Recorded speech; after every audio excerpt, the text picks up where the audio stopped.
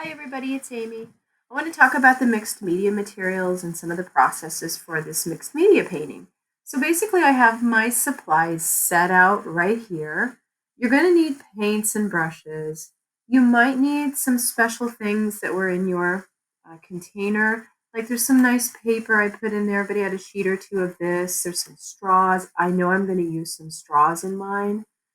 I'm also going to use a couple of these sequins here. I have my water cup. I'm going to put some water in. I have some newspaper that I'm going to use underneath when I'm painting. I also have some more palette paper. This is the half sheet that I didn't use from the last painting. I'm going to use that to put my paint on and mix my paint. I've got a pencil here I'm going to be using to draw. I've got a ruler. I have some uh, pages from a dictionary. I'm going to be using those for part of my mixed media project.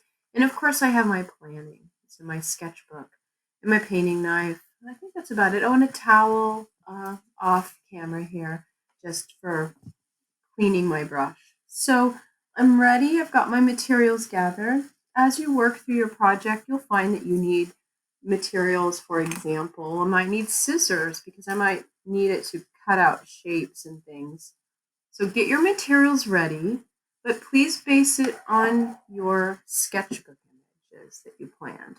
So refer to your planning before you paint.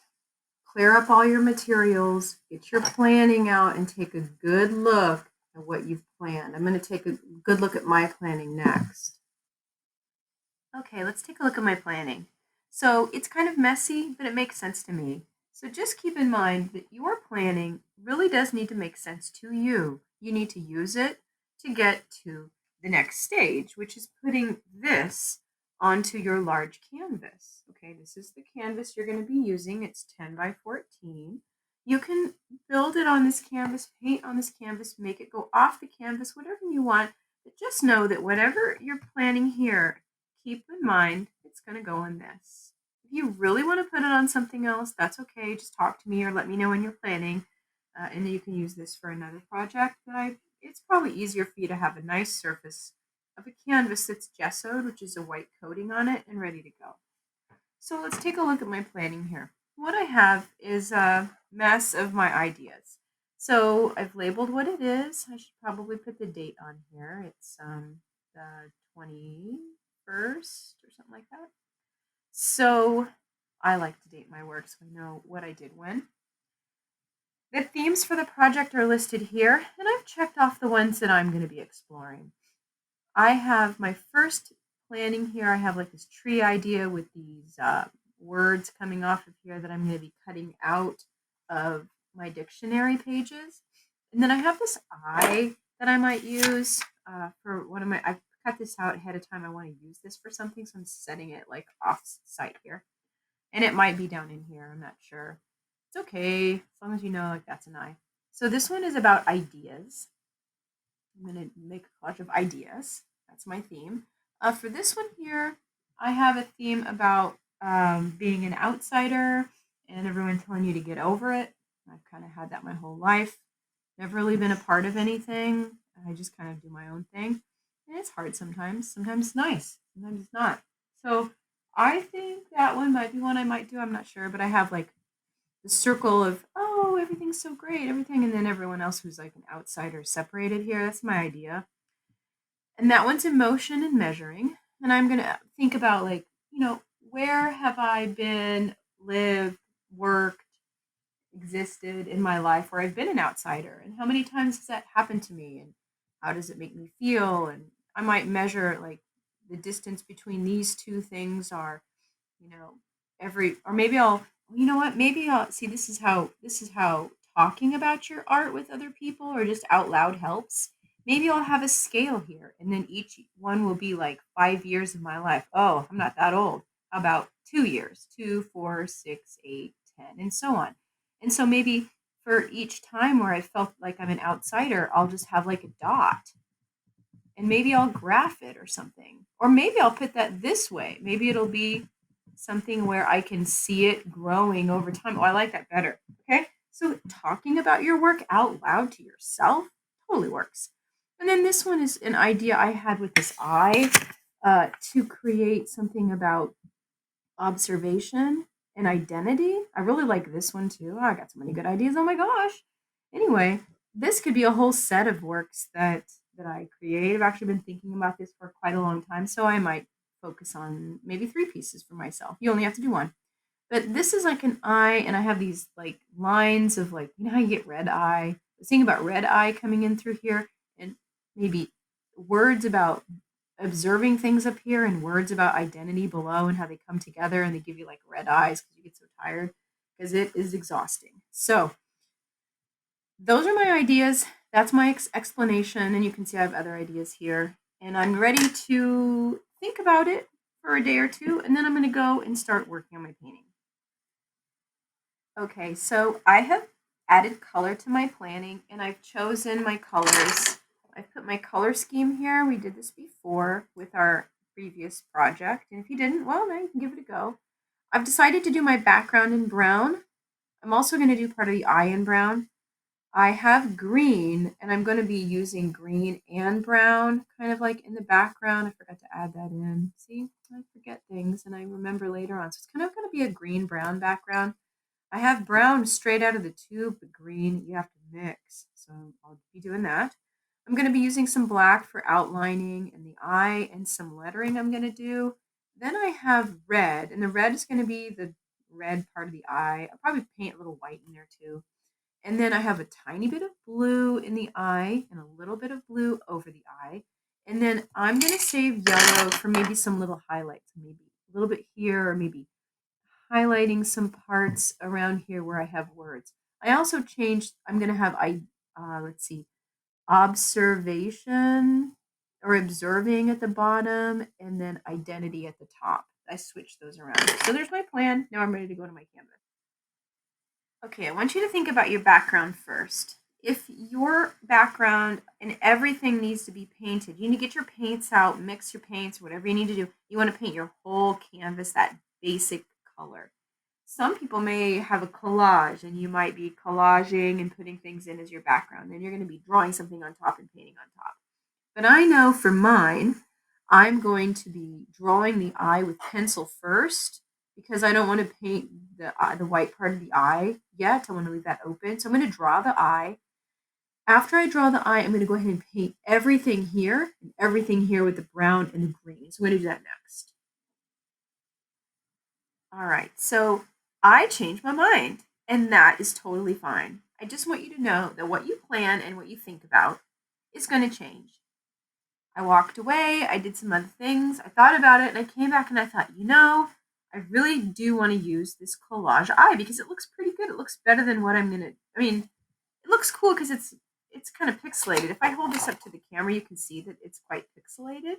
And so when it's further away, it looks more like an eye, but when it's close up, it's nice and it looks like a Xerox copy. But I'm going to go ahead and use it, but I'm not going to stick it in the middle. I'm going to move it down a little bit so it's not smack in the middle because compositionally it's stronger if it's offset, whether it's up above or down below. So my planning, I'm shifting it down, but I don't have to change this. It's totally fine. So I'm also going to raise this up a little bit. Whoa. So you can see, there we go. That's tough to do with my camera. Okay, so you can see a little bit more of my canvas. So the top is just a little bit there and the bottom. It's not that much bigger. If I wanted to, I could move it. You could do horizontal or vertical. That might be interesting. If I did something here, I could have information here and it could be branching up above. I could even change my composition dramatically if I really want to. So, that might be interesting. When I'm looking at my original here, I do have more idea things at the top than I have things at the bottom. So I could do that. I don't know. I'm still thinking. So I also want to tell you that I'm going to be using some of these old book dictionary words. So I have identity. I have some words on here I'm going to use, and I'm going to be cutting them out, and I'm going to be placing them around. I also have these cliches that I found, and these are really great. There's some interesting, really old cliches like lend a helping hand or lean over backwards, last straw, labor of love, knock on wood, stuff like that that are kind of cheesy, but at the same time, they are expressions that a lot of people recognize. So I'm going to cut some of these out and I'm going to be putting them on my collage.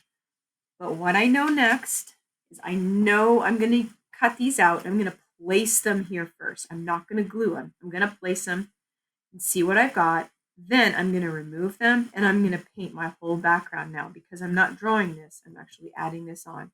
I gave you Elmer's glue to use to glue stuff on. If you're going to glue paper, I recommend use a glue stick because Elmer's glue could make it kind of bumpy.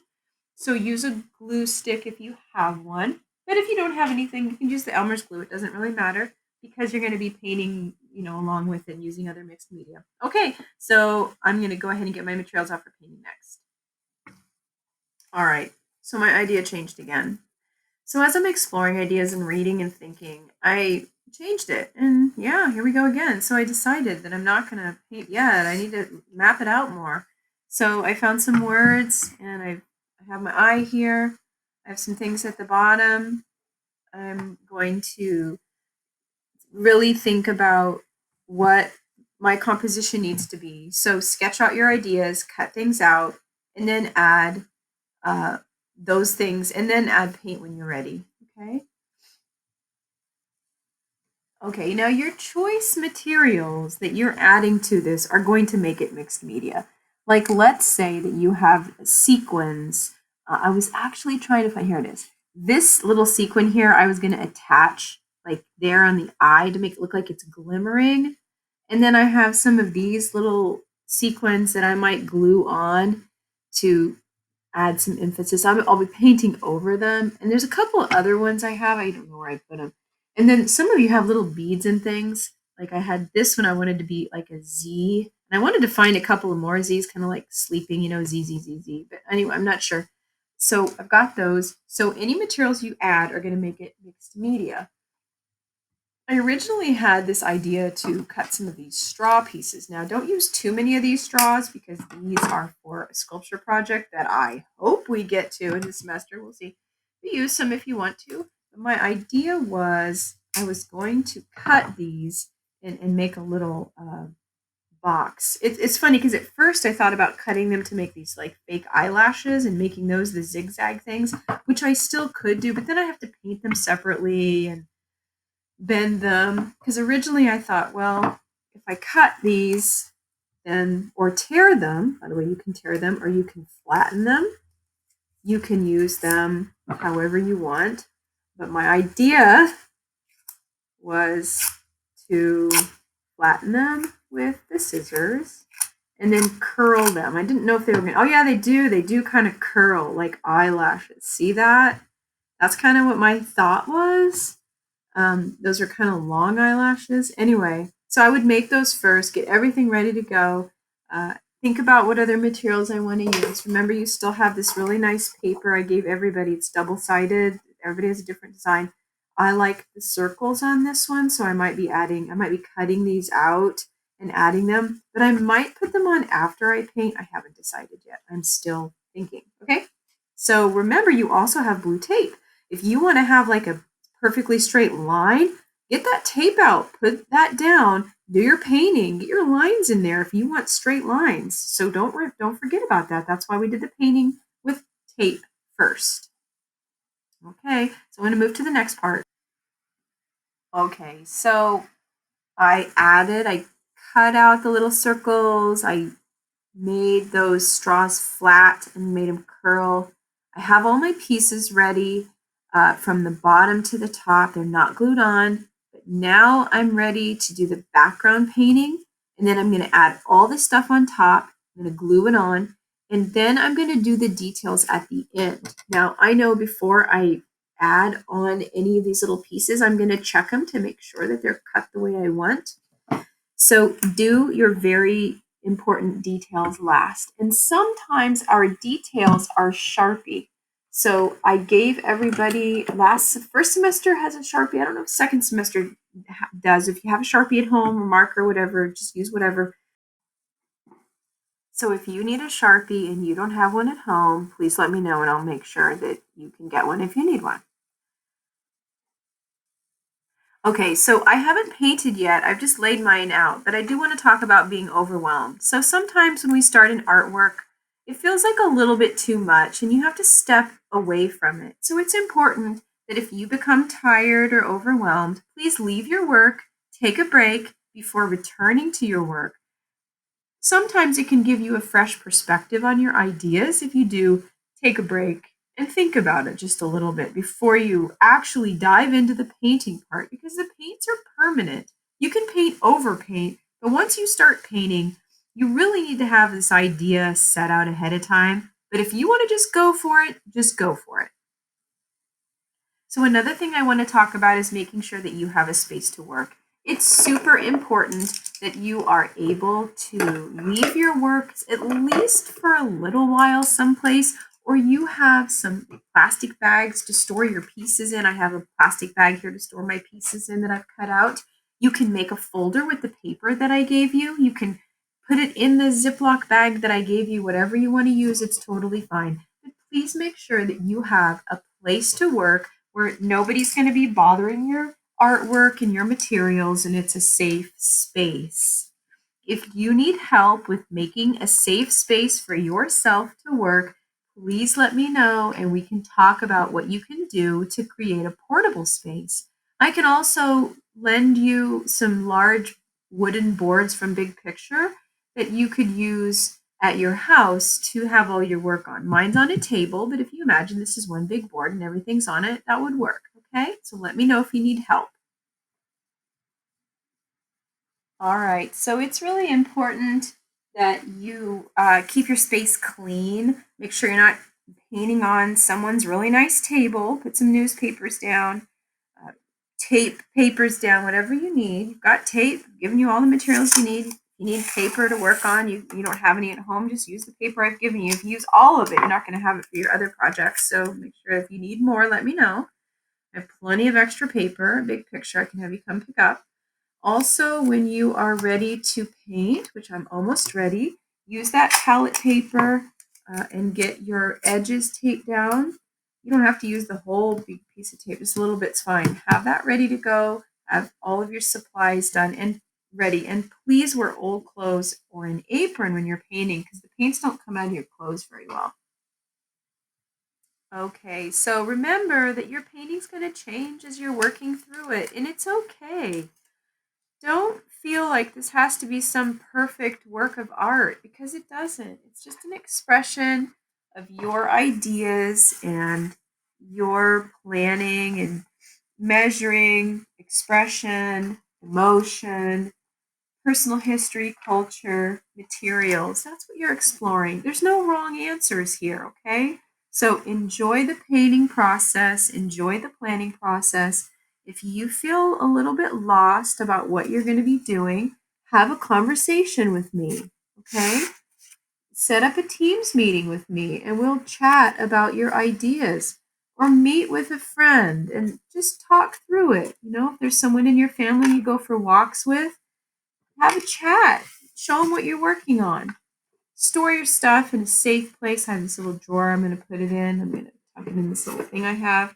Now I'm going to be ready to paint. So just make sure that you know it's okay if stuff changes as you're working. Okay, just remember that this project is about expressing yourself through art. Okay? So like I said before, there's no wrong answer. There's no wrong way to express yourself unless it has profanity in it, which is not good if you're a high school student. So get your paints, get your planning, put some good music on, start working. I'm going to mix my paints up now and start painting. All right. Remember that this project is also about expressing personal and or cultural history. So you need to use 2 of those 5 themes. And, you know, if that one isn't one of yours, that's okay. If you're just painting about expression and materials, that's fine too. But I want you to think about those ideas of expressing personal and or cultural history because eventually when you create something in school, whether it's a painting or an artwork or a collage or a poem, you're going to be expressing yourself somehow of your personal identity or cultural history. So, whenever you're ready, some people are afraid to do that. Some people are afraid to let others know, who they are. And that's okay. I understand. You don't have to explore like the depths of your, personal history or culture. You can hint at things, or you can just keep it completely, about emotions and materials, or just materials and other things. It's fine. All right, so I've got my paints mixed. One thing I did want to show you, which I hadn't before, was painting with a palette knife. So sometimes I do this when I'm painting a large area. First, I brush my canvas off, make sure I don't have anything stuck to it. I know I'm using brown and green. If you want to paint with it a painting knife, it is really fun. So I think I didn't say that properly before, but it's a little bit loud at times, but it can make a really interesting look to your canvas. It also puts the paint on real fast. It gives you lines, and sometimes it can show the texture of the canvas. I know people that actually take items and they put them in their paint and let them dry in their paint. If that's part of your process, then do it. It's up to you. I know that one of the things that I wanted to do with mine is I wanted to have a little bit of texture, okay? And I didn't really put that in my planning, but I thought about it afterwards. So I wanted to see a little bit of the canvas through. I wanted it to kind of be maybe a little bit, not really translucent, but have some texture. Just know that if you're going to, and this is part of my expressing my personal or cultural history, just texture has a lot to do with my life. There's a lot of texture in my life. Hair, clothes, surroundings. So here at the bottom, you can kind of see that there's a little bit like the texture off the top here. So if I'm going to add a big clump of paint like that, it's going to take a long time to dry and it's going to be thick. But if you want to have a lot of texture, just be patient and give it time to dry, okay? I suggest that you paint the edges of your canvas. You can do that as you're painting, or you can do it later on. But then if you mix your paint like I did, you're going to have to mix it up to match. So keep that in mind. One of the things I recommend to students is to put some good music on when you're painting. Try not to get paint on your personal belongings, though. So put your phone to the side if your music's on your phone. Get headphones on. Make sure you don't get paint on them.